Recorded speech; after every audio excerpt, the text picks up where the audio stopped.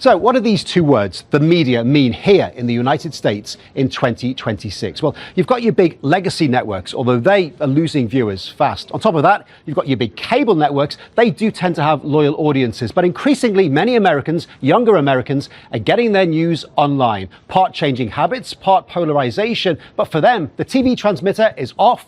The internet is on. So let's take a look at some of these sources, and we'll probably start with the biggest. This is the Joe Rogan Experience, often said to be the most popular podcast in the world. 6 consecutive years at the top of the Spotify chart, often pulls in 14 million viewers or listeners per episode. Generally supportive of President Trump, but not always, and not on Iran.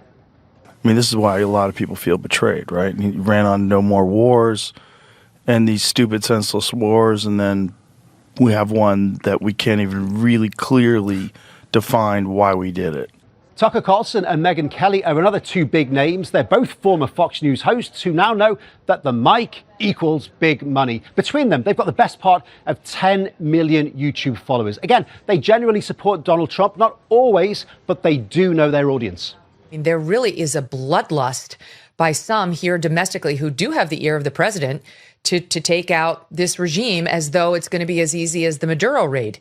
Candace Owens is another big name on the right. You've also got Dan Bongino, regularly pulls in around 1 million listeners per show. He did have a show, then he quit to become Donald Trump's FBI deputy director. Then he quit that to go back to the mic.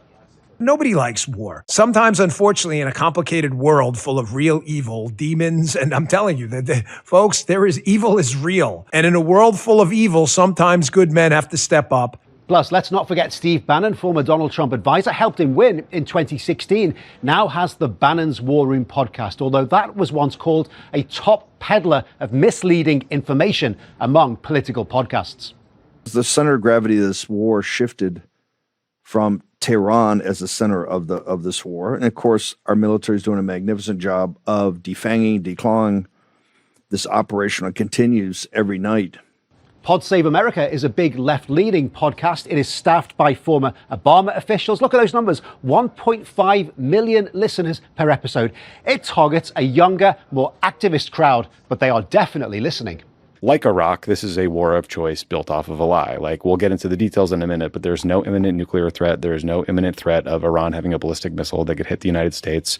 The Majority Report has a massive reach too, as does the Young Turks podcast, which calls itself the world's most unapologetic, politically progressive podcast, with around 6.5 million YouTube followers.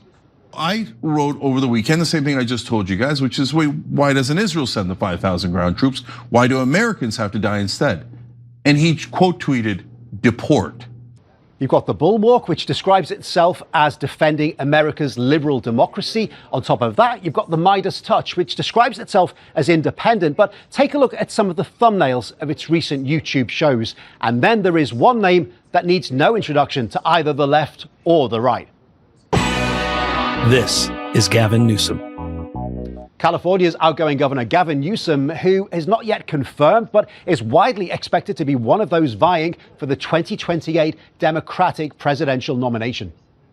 And is it safer now than ever because of Donald Trump? I don't know. No, it's restaurants are opening quote unquote every day now. So for the new media, the rules have changed. There is no filter. There is no editor. They now have a direct channel to the viewer, just how they like it.